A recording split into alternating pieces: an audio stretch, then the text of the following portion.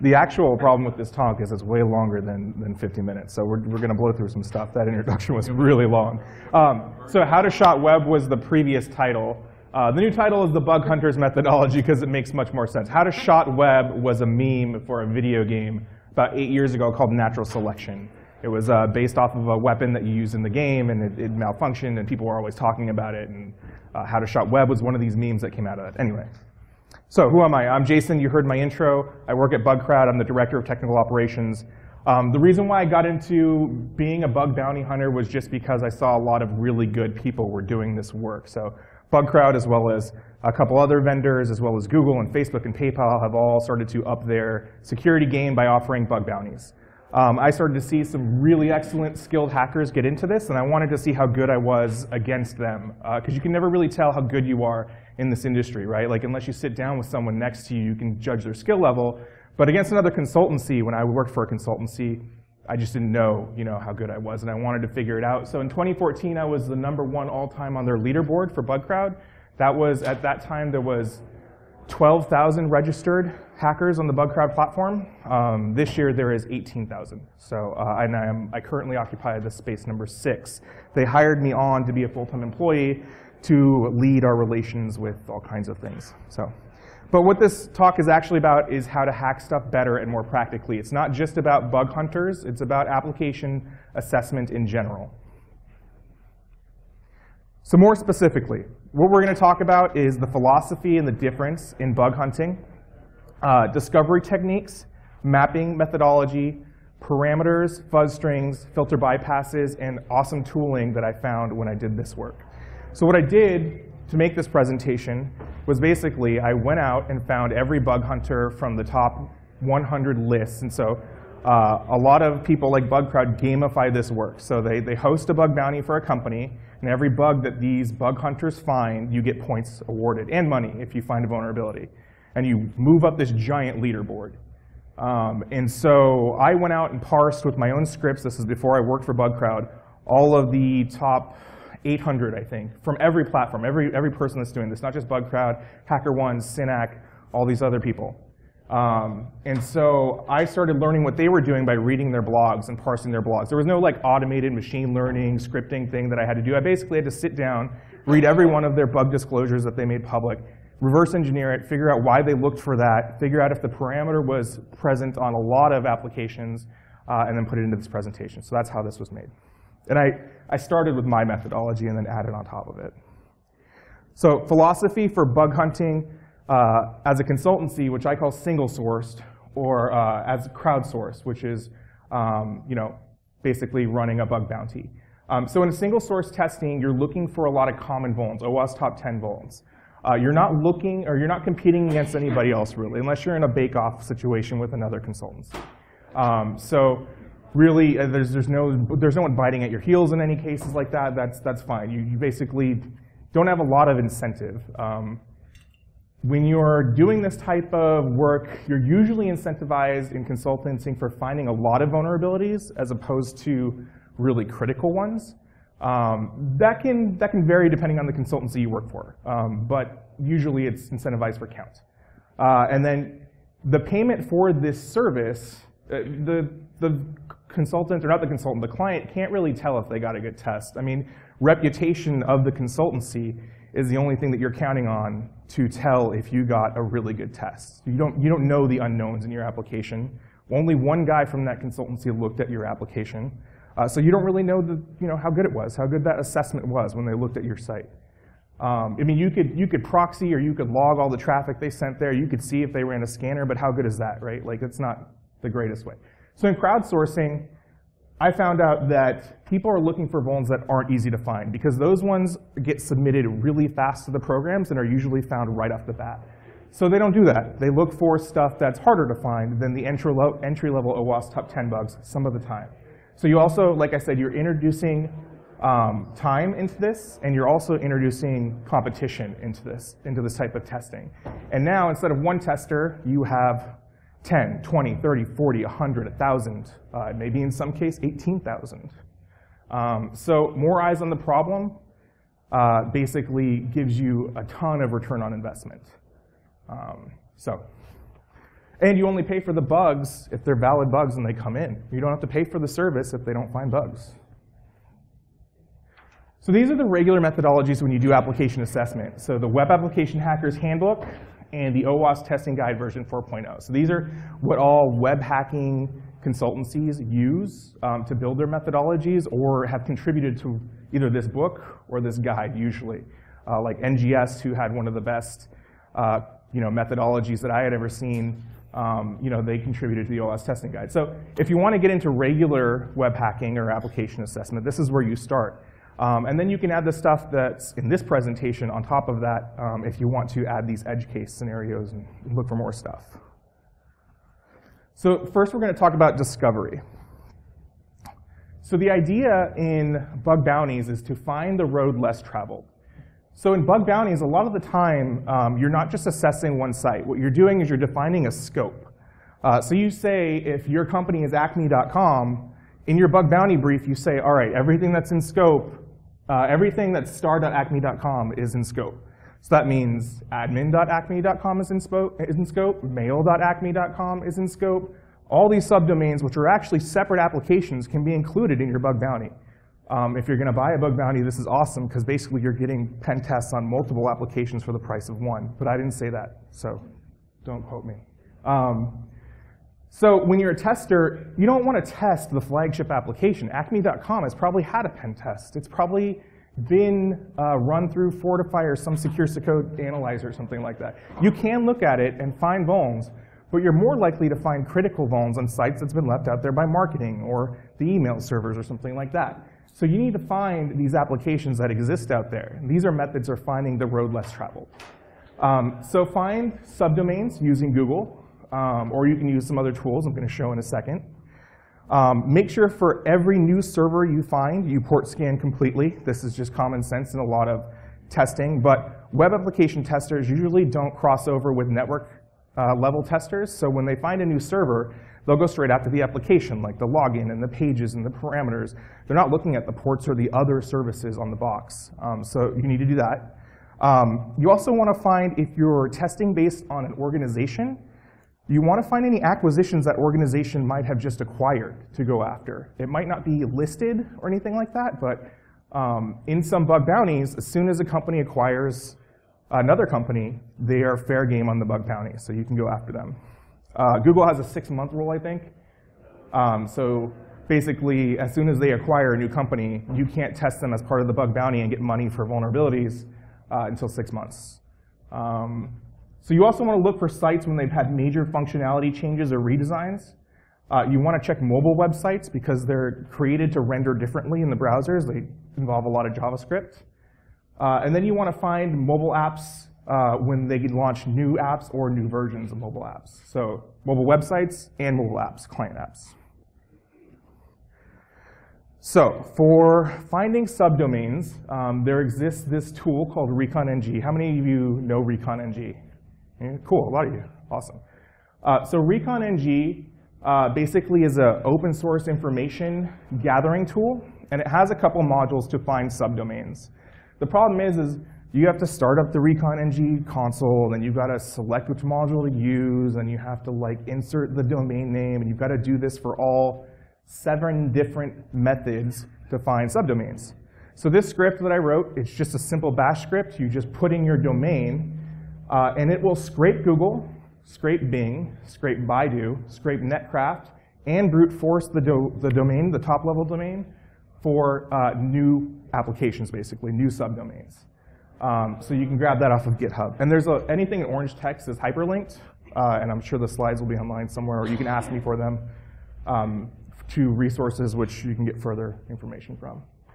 So I don't know if you can see this super well, but here I've run that script on PayPal.com. I'm talking about PayPal.com because they have a bug bounty program, and scanning is not a crime, at least in America. It's not a crime. So here you can see I've run my script, and I just go show host after my script finishes running. And here's all of these applications that PayPal has on the internet. This page goes on for quite a while. So, and it resolves IP addresses for you. Now you need to run these through a port scanner, and basically, now you've found a ton of new applications that haven't been assessed as thoroughly as the main application, PayPal.com. And you might have other services that reside on individual servers here, one-off servers. So this is how the Google portion of that works, right? So scraping Google, I don't actually mean that we're searching something and just scraping Google. This is the method that it uses. So you do site.paypal.com, and then you don't want the main domain, www.paypal.com, and then you want everything that's, so you don't want this, and then I've already seen this and know about this, so I don't want that either. So I use the minus operator before those two strings. This is just Google hacking. So then you get back information like this. Okay, well, I didn't want those two, but I still want paypal.com, so I get credit apply, I get business, I get shopping, I get advertising. So if we recursively do that, which the script does in recon-ng, it just keeps on minusing out the ones it finds. So everything from page 1, it's like, sweet, put that in a database. Now the next query minuses out every single one of those, but still stays paypal.com. And it does that for all 18 pages. So now you've effectively scraped Google for all their subdomains. Cool. So when you're looking for mergers and acquisitions for this type of work, Facebook is one that you would want to look at. Wikipedia keeps a lot of this information super up to date. So they have to do this because people are trading on Facebook stock, right? So stock traders update this as soon as they acquire a new company. You should be looking at this if you're doing bug bounty hunting. Oculus was hacked by one of my friends, John. He's awesome. You found SQL injection like a header as soon as the day that they got acquired. So it was pretty good. So they don't have the 6-month rule? I don't know what their rule is off the top of my head. I don't think they do, though. Yeah, as soon as they said Oculus was part of the bug bounty scope, he was on top of it. He hit the admin or the developer portion of Oculus.com. And there was SQL injection in like in a cookie parameter of all things, or like a custom header or something like that. So there's also this link up here. It's a Facebook page, which I don't know why this guy is tracking this on a Facebook page as opposed to like a Google Doc or something. But he's kept track of all of the public logs just for the Facebook bounty around types of vulnerabilities they've had. Now, you might be looking at write-ups based on things that have been patched already, right? Because they don't blog about these things until they've been patched. But these things give you a ton of intelligence around the flaw when it did exist. You can also do regression testing on a lot of these bugs that people have found and find easy filter bypasses. When they tried to fix these things using easy filter rules, you can bypass them pretty easily and get paid for the bug again. So this page is pretty cool to try and check out. Cool, so port scanning. This is really simple, right? You port scan the new servers you find. How I hacked Facebook, a guy named Ryan Dewhurst, who's awesome. He basically just port scanned one of the new domains he found and found out that it had a Jenkins script console with no authorization on it. Logged right in, uploaded a shell, and popped a Facebook box. This is just like simple stuff, but it goes without saying. Like I said, a lot of application assessors forget the network level stuff. They won't port scan. So this is like some simple syntax for an Nmap scan. It does like all ports. If something returns as HTTP or HTTPS, it'll pull down the title for you, synscan, etc. Another example, this was IIS.net, the marketing site for IIS, had MS-12 020 on it, and this guy would have never found that without a full port scan of the box. So that is discovery. So that's discovering new applications, new surface area to attack. So now, with every one of these applications, we want to start mapping this application. So let's talk about tips and tricks in the mapping section. So Google will help you map an application or just get a feel for what the parameter structure of an application is if you just Google the site, site.yourwhatever.com. And so you'll start to see pages that are cached in Google, and you'll see if it's parameter-based passing data or if it's like REST URLs or whatever. You can see that stuff pretty simply.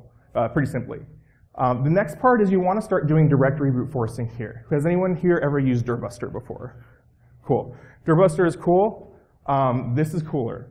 You can actually use dirbuster, but dirbuster's logic is built off of basically parsing these lists of the whole internet and what their URL structures are. And then prioritizing how many times that appeared, and then directory brute forcing off of that information.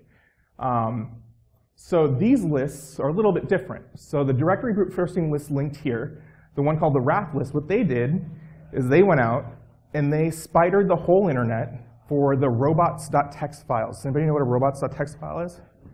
It's everything an admin does not want you to find on the site. Everything they don't want you to spider, they put a link to it in the robots.txt file. So this prioritized RAF list has everything that someone would never want you to find. All of their admin directories, all of the pages maybe that are working for integration or something like that. So that list, I can't tell you how many times it's worked for me just to find like some admin console that was left out there. So it's a really cool list.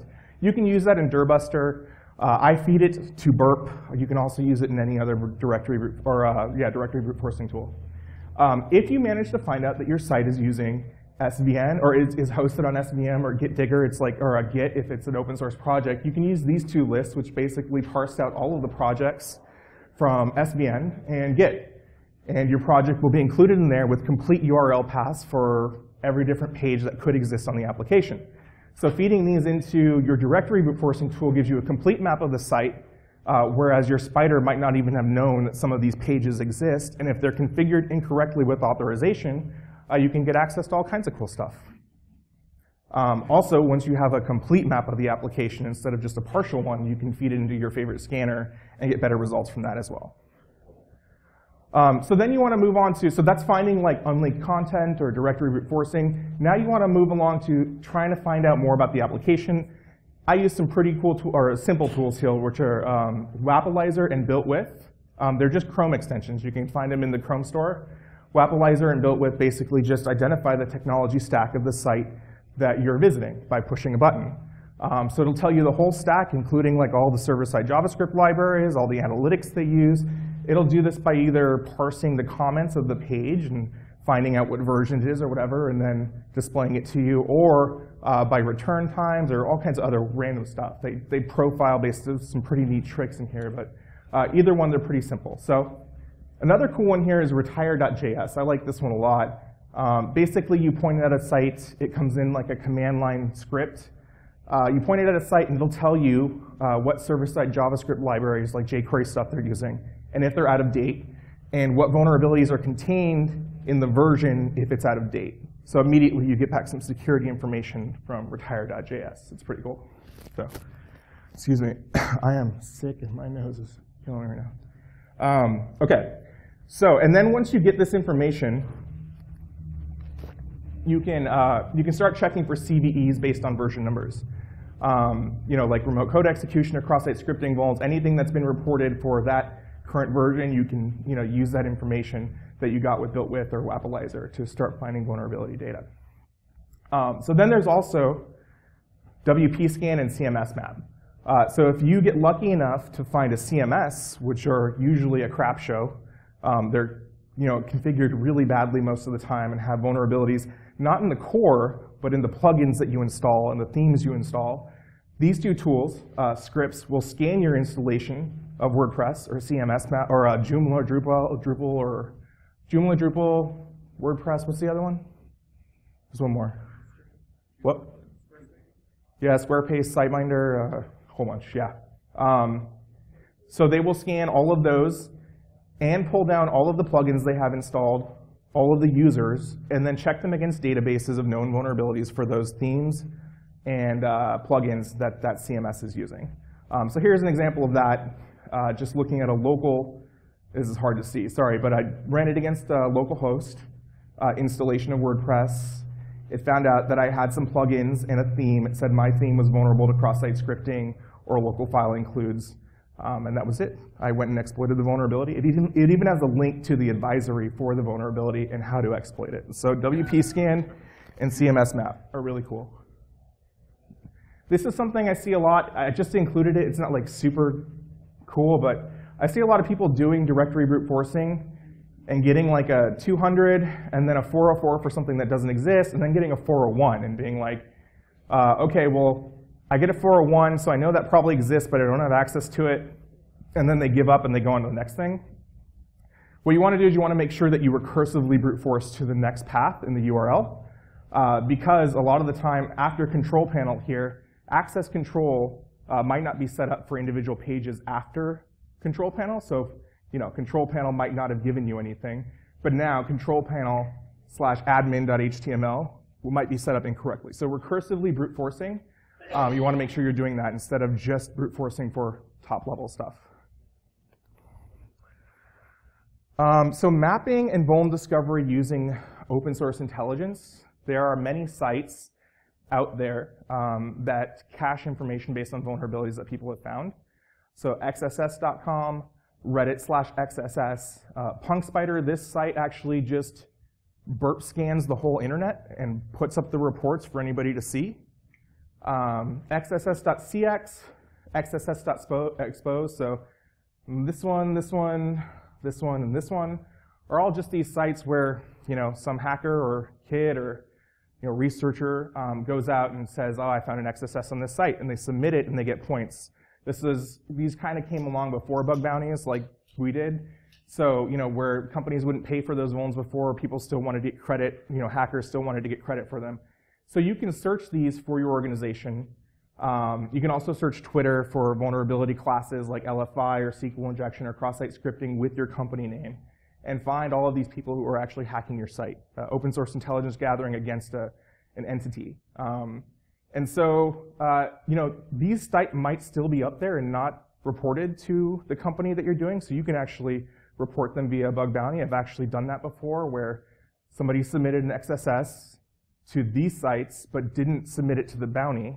And I was like, I tested it, it still worked. I let the company know, I said, hey, I found this here. It still works, it's a vuln. And they were like, sweet, we didn't know about this. And they paid me. So, I mean, yeah, you could totally automate that. Absolutely, you can absolutely automate all of that. So yeah. Also, same deal as before with the Facebook page for bugs. Regression testing, these are really good for finding regression testing or filter bypasses that have worked before and might show up again on future sites because code bases are reused when new applications go up. Any questions so far? No? All right. Yeah. Hackers like to brag on Twitter a lot. So I search like PayPal is the example I use a little bit. So I'd search PayPal XSS. Really simple search. You'll find some hacker in somewhere, boasting that he got an XSS. Here's the link on how to trigger it. So that's another place I parse for vulnerability data. And I use other tags too, not just XSS, but SQL injection, local file includes, remote code execution, other keywords that indicate some type of vulnerability was present. So there's some projects that my team did around bug bounty mapping. Not only mapping the sites themselves, but also mapping the metadata around the bounty program that they run. So maps basically goes out to 250 bounty programs every little bit. It will crawl their bounty page, pull out information about them, then we update it with what the URLs that are in scope. Then we start doing some automated analysis and brute force of DNS information. We include the links for the sites, the rewards, and the scope of the test. And then we can feed it into other tools. So that's available on bugcrowdlabs.maps or /maps. It spits it out as a JSON object. So here you can see Yahoo's program. The reward type is dollars or money. The reward low is 50. The reward high is 1,500. These are their DNS records for Yahoo and Flickr. These are their mobile applications. These are all things that are in scope. So you can see that, and then we'll start, directory brute forcing off of this information or DNS brute forcing. So then with that data, once you start getting that data back, you can just do some simple grepping. Like here, we grepped for redirect on a set of that JSON data, and we found, this target had a redirect path and then a URL parameter that took URL. And so all three of these were vulnerable to redirection, basically. So easy wins using grep and some of that automated mapping. This is another tool that my boss, Jonathan Cran, wrote called Intrigue. If you like Recon NG and you like Maltego, Intrigue is the same kind of idea except for built out of web services, so you don't need a client to do that type of modularization of OSINT gathering. Here you can see the modules he has. He's got some that even the other ones don't have, so like scraping Confluence, scraping GitHub for an organization, scraping, Okta, OneLogin, Project Honeypot, all these type of things. He's written a ton of modules, as well as doing DNS subdomain brute forcing, web spidering, Nmap scanning, etc. So that's at Intrigue.io, or github.com, Intrigue.io, Intrigue core. I'm sorry, I keep on having to walk in front of you. So this is the idea behind the web service and the worker. So here's some code for returning DNS records. I won't spend too long on this, but then it sends it off to the worker, the web service, their individual web services. It runs it.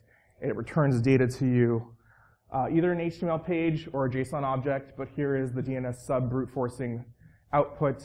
We found some DNS records. We found api.intrigue.io, log.intrigue.io, calendar, and then he's resolving the IPs for these as well. So Intrigue, cool project, helps map stuff. Cool, so auth and session tips. So authorization and session tips, the small ones, generally get found really quick.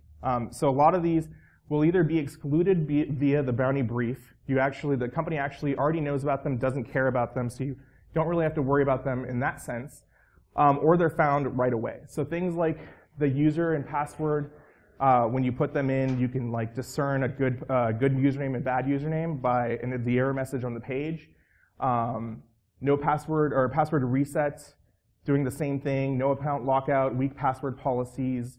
No password required for account updates. Password reset tokens don't have an expiry or you can reuse them. These are all small vulnerabilities. But the reason I put them in this slide is because more than one time I have had many small vulnerabilities that I've chained up to like a really big vulnerability. So having cross-site scripting with any one of these can actually be a really big vulnerability. I can leverage these in different ways. So when I do bug bounty hunting, I use Evernote, and I have a new Evernote that I start for the client or target. And then I just note these things as I see them. I still look for them. So they're useful later on. Session, the same kind of thing. So failure to invalidate old cookies, no new cookies on login, logout, timeout, like session fixation stuff. These are vulnerabilities that will net you money, but they'll get found really fast. So you have to decide whether you're willing to waste your time and input them into a bounty program, because you're going to have to fill out the form, and someone's probably going to beat you to it. So you might be better served by looking other places. But still, again, really nice to note these things so later on you can use them. So never-ending cookie length, multiple sessions allowed, easily reversible cookies. So now I get into what I call tactical fuzzing, which is like fuzzing, but tactically. I don't know what that means.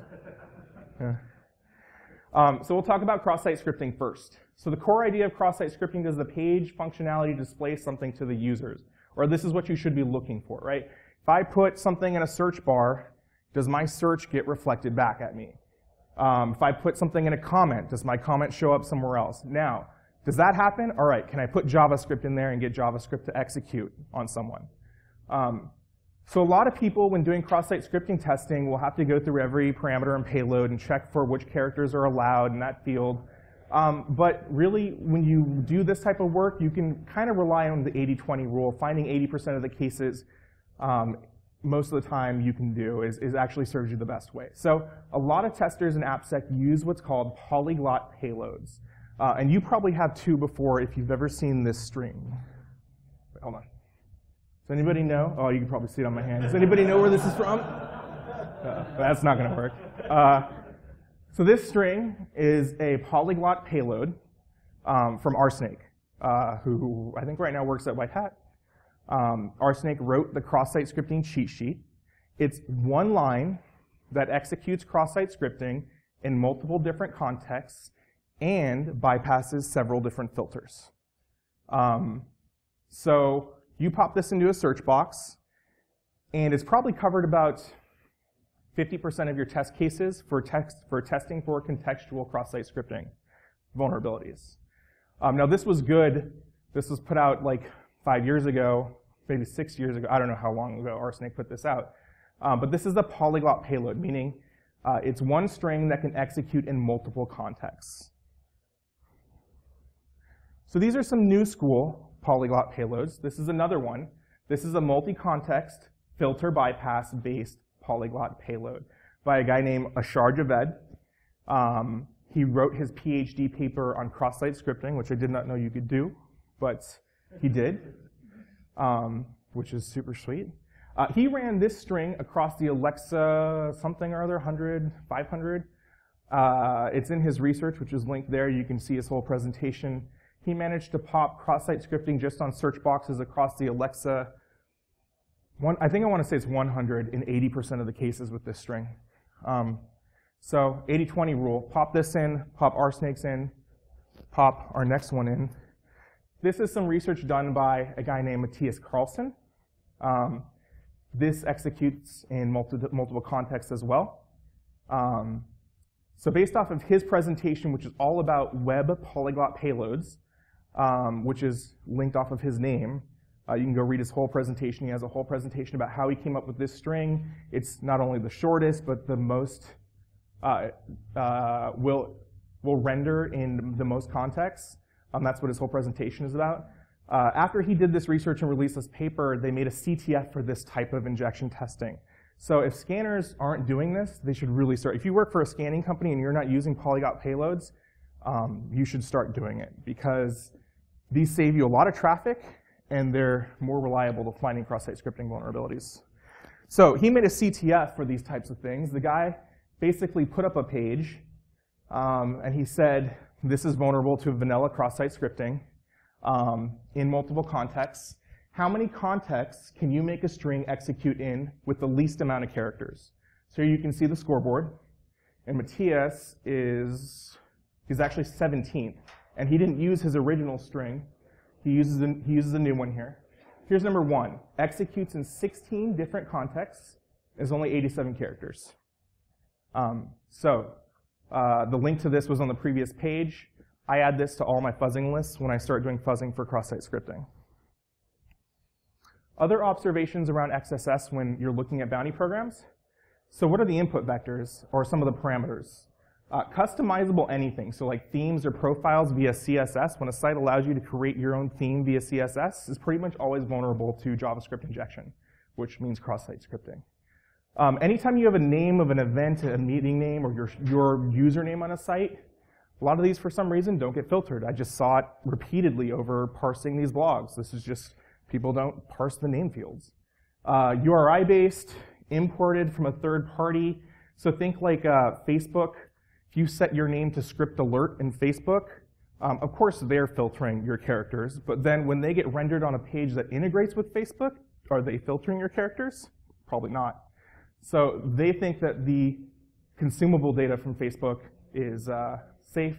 They'll render and expose that site, the new site, to cross-site scripting. Any JSON web service or values that are passed, post values, that aren't returning the correct content type are vulnerable to cross-site scripting, just like everything else. File upload names, so names of files when you upload them, very often vulnerable to cross-site scripting. Uploaded files themselves, so files that you upload, like SWF files or HTML files or whatever, that are allowed via the application, but actually code inside them just allows you to pass parameters to them and execute JavaScript. Custom error pages, adding fake parameters, and login and forgot password forms. These are the common recurring themes I saw when parsing cross-site scripting vulnerabilities. So SWF is a big thing. So SWF files on basically on any page are usually vulnerable to either one of two vulnerabilities: cross-site scripting or remote file includes. Remote file includes. So these are some of the more media-based parameters and SWF parameters that are available in common like JPlayer and stuff like that, JPlayer SWF files that allow you to play media. But really, when you do SWF analysis, when you find a SWF file on a site and you want to check if it's vulnerable to cross-site scripting, there's this sweet tool called Flashbang by a group called Cure53. What this will do is it will allow you to upload your SWF file. You basically download it, and then you upload it to this service. And it will basically tell you, it will give you a complete URL structure for how you're supposed to pass parameters to this SWF file. It'll also tell you which ones of them actually eval, meaning they will take code that you put in the parameter and display it back to you somehow. So it's like a dynamic binary analysis of SWF files for you. And then you can just put your fuzzing strings in those parameters, pop cross-site scripting, and then send it on its way to the Bounty program. Cool, so that was cross-site scripting. Any questions? Yes, it is available. I gave this talk at DEF CON. I've added a little bit to it, but it's already out there, and this version will be available as well. When you use a full 4-hour version for it? What? You said you had like a 4-hour version of Intrique. Yeah, I do. When is that coming out? I don't know. You going to do some videos for it? I don't know, maybe sometime soon. Yeah. This presentation was recorded at DEF CON 23, so it's on the DEF CON website. The slides are. The videos, they don't post right away, so the videos will be out in probably a couple weeks, I think. But this one will be up. The video for this will be up right away. So, yeah. I think, right? You guys post that pretty immediately. Yeah. Yeah, you will as well, yeah. Cool. SQL injection. Iron Geek, Adrian Crenshaw. He's doing the hosting on his site, right? Yeah, so irongeek.com will have all of this conference's recorded sessions of the video up. So, cool. SQL injection. The core idea is, does the page look like it might need to call on stored data? This is the question you need to ask yourself. So when looking for SQL injection, there does exist some polyglots. Matthias Carlson made one for SQL injection. This will execute a sleep command in something that is vulnerable to SQL injection in a single quote context, in a double quote context, and a straight into query context. So this is all one string that'll do that for you. So for SQL injection, there's also some really good fuzz lists out there that you can use with Burp Suite. If you do application analysis, you probably use a lot of Burp Suite. So SecList is a project I run with a guy named Daniel Miesler, who's super smart. He couldn't be here today, but usually he either gives this presentation or I can call him out in the audience when this comes by. Yeah. Fuzzlist is basically a text file of all types of bad application traffic you could send to a parameter, or any place an application will accept data. So often it's a parameter. And it's just a line-by-line list of injection strings, so SQL injection strings. So if you go into these, like the one that says fuzz db ms SQL, it's a whole bunch of strings that are common SQL injection strings for MS SQL. So as soon as you kind of get a feeling for what the DBMS is, you can use one of these pointed fuzz lists and just use burp and just send all of those fuzzing strings to the parameter. And then look at the response, what happened when it came back. And if it errored out, or it took a really long time to return the turn of the page load, or something fishy happened, more than likely there's probably some type of vulnerability there. Whether it's SQL injection or something else, you don't really know. But you want to start looking at your logs when you fuzz them like this for errors and stuff like that. So SQL Injection Observations, error-based is highly unlikely nowadays, actually. Most likely when you're doing this type of work or you're doing bug bounties, blind is what you'll find. So when you're doing blind-based injection, usually you see strings like this. So like SQL injection, start with a tick, then send a benchmark command of a SHA hash, and then you can do one that's longer. But basically, this causes the page to execute a SQL command that takes a long, long time to execute on the server. So this page response time will be much longer than your average page response time. So those are the type of strings you'll see here. When you're doing SQL injection, if you actually want to exploit things or you want to check for SQL injection across a whole domain, SQLmap, the tool SQLmap, is probably king in this area. So there's a lot of scanners out there. And a lot of them do SQL injection, but none of them do them as good as SQLmap does it because it's just pointed. It's made for SQL injection. It has a whole bunch of helper scripts for SQL injection.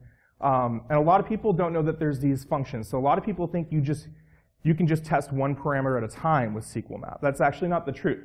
So you can pass in a whole burp log file, meaning you use burp suite, spider the whole site, export the log file to a text file, and then pass it to SQLmap. It'll test every single parameter and cookie in your site for SQL injection. You can also set it to use what's called Tamper scripts.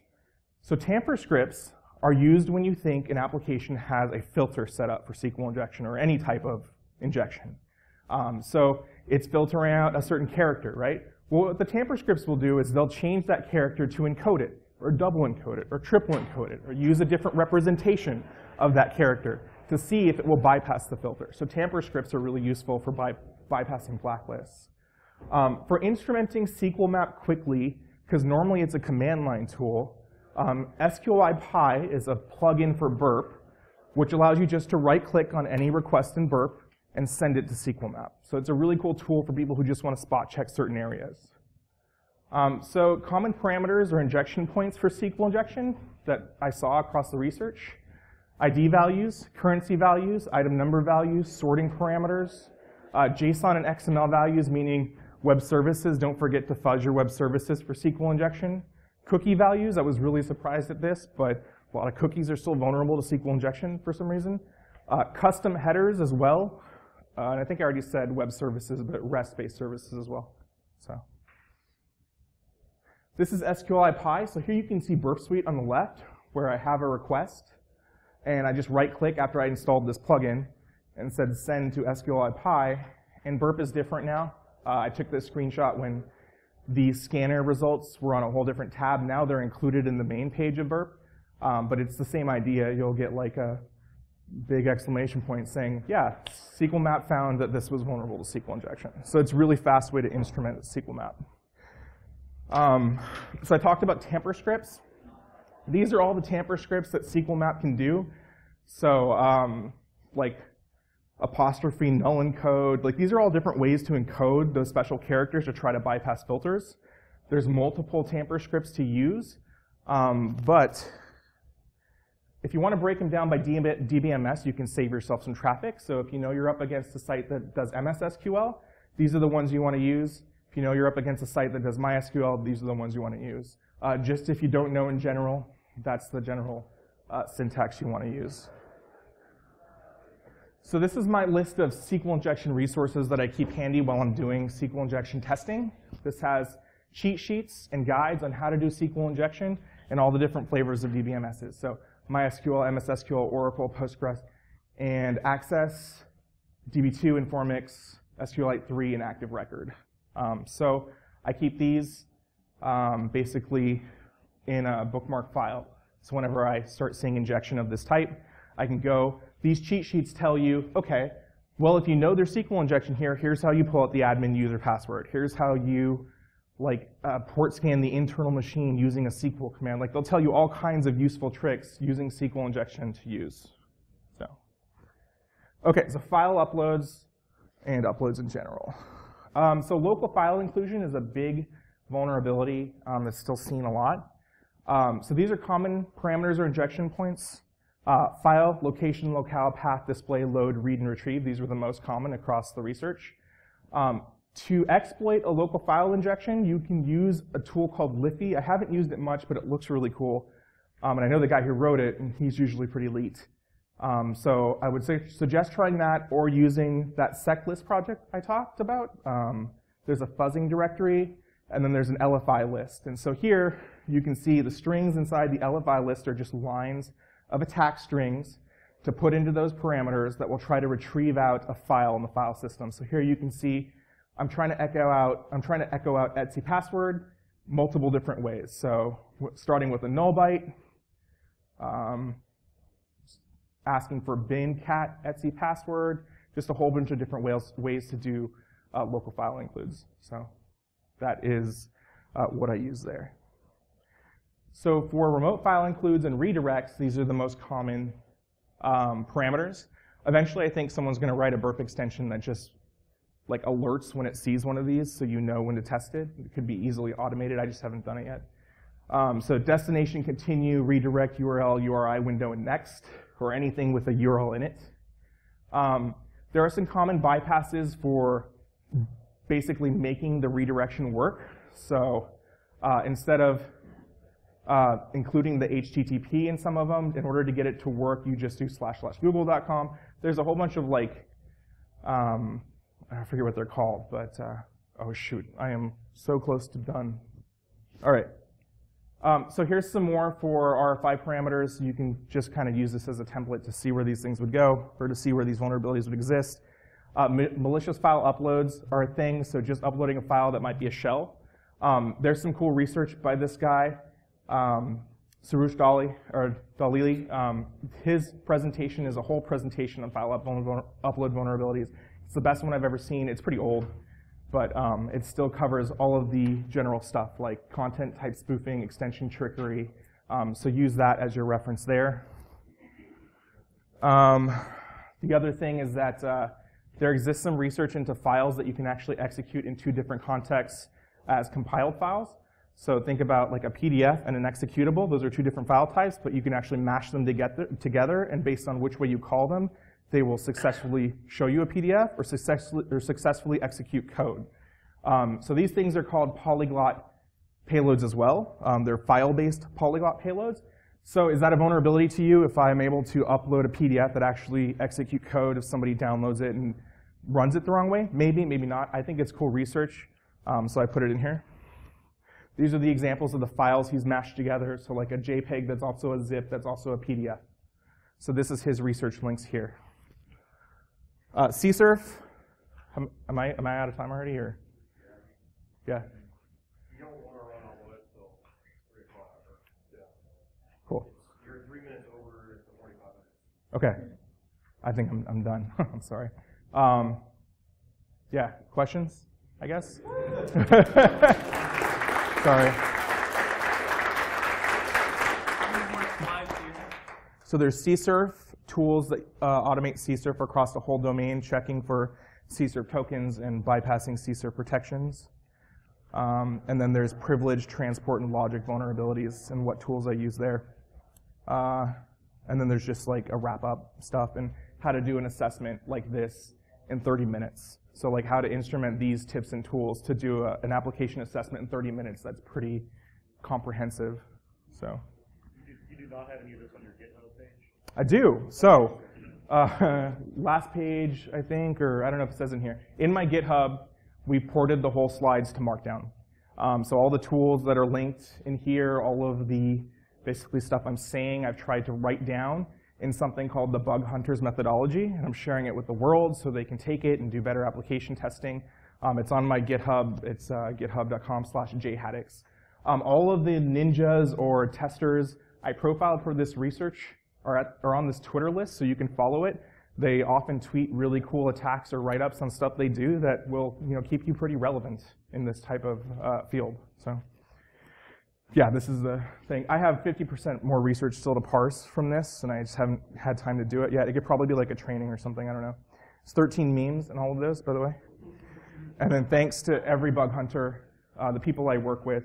And then actually this says RootCon, I haven't updated it, but HouSecCon is awesome. They've invited me here to speak multiple times. It's been a great deal. Thank you. Thank you.